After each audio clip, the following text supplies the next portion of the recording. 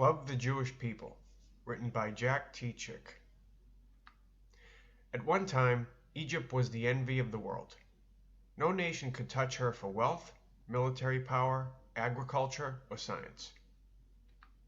In architecture, Egypt had no rivals. She was the most powerful nation on earth. But Egypt made a fatal mistake. The slaves she used to build her empire belonged to someone else, and their rightful owner watched the Egyptians mistreat his people for 400 years. Now he was going to stop it. These slaves belonged to God. They were the children of Israel. Within weeks, 10 plagues from God turned Egypt upside down.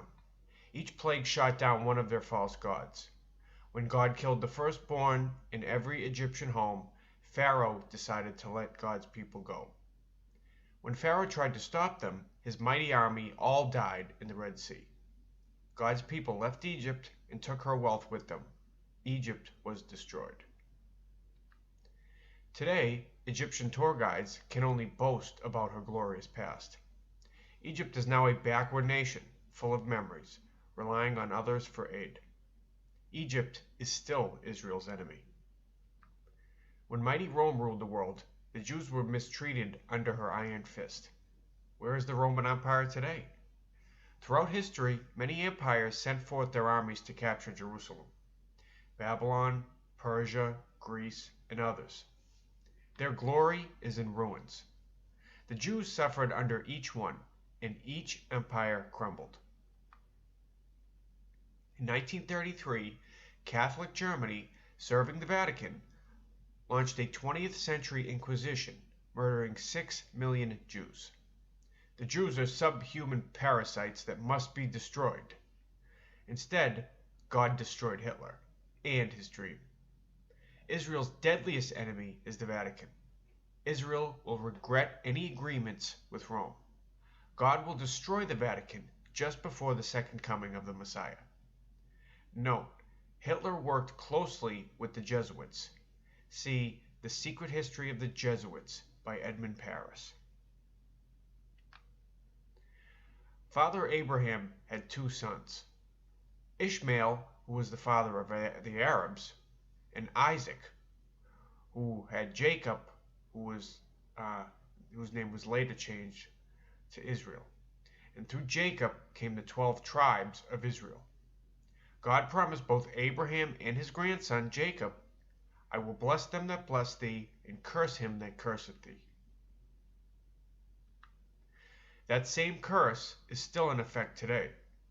Niger, Chad, Ethiopia, Nigeria, Upper Volta, Senegal, Mali, all these African nations have 2 things in common. 1, they all broke off diplomatic relationships with Israel. 2, they all suffered in the terrible famine and drought caused by the expanding Sahara Desert. Here's another example. God blessed England because of Queen Victoria. She was a God-fearing ruler who read her Bible for guidance. Great Britain grew in power until 1918, and Queen Victoria ruled England from 1819 till 1901. But because Great Britain forgot about God's little-known promise to Israel, I will bless them that bless thee, and curse him that curseth thee, God has cursed Britain. She is finished as a major power because she crushed the Jews. At the beginning of World War I, the British boasted that the sun never set on their empire. Now her empire is gone. Britain governs only a few isolated islands and small colonies. So what happened? During World War I, the British naval guns were running short of gunpowder. The situation was desperate. Sir Winston Churchill, the First Lord of the Admiralty, contacted a brilliant Jewish chemist named Chaim Weizmann for help. Could he produce 30,000 tons of synthetic acetone so the British could manufacture cordite gunpowder? He did, and became a national hero. When asked what he wanted for his services, he replied, I want a national home for my people. His wish was granted. The Balfour Declaration, issued in November of 1917, was Britain's promise to the Jews of a homeland in Israel. The land of Israel, then Palestine, formerly belonged to Turkey, was placed under British control in 1923. But here's where the trouble started. To find favor with the Arabs, British politicians divided Palestine, giving the Arabs the best land. Jewish immigration was cut to a trickle and eventually stopped.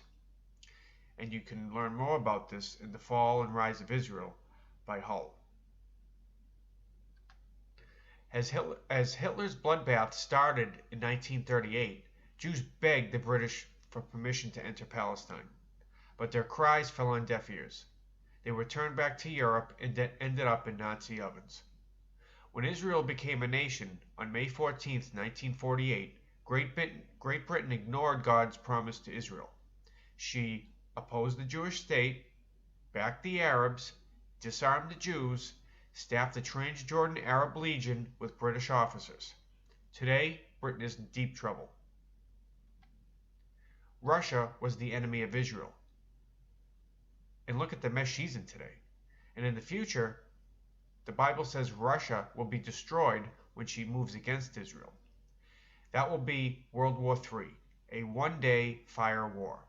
1/4 or a quarter of the world's population will die.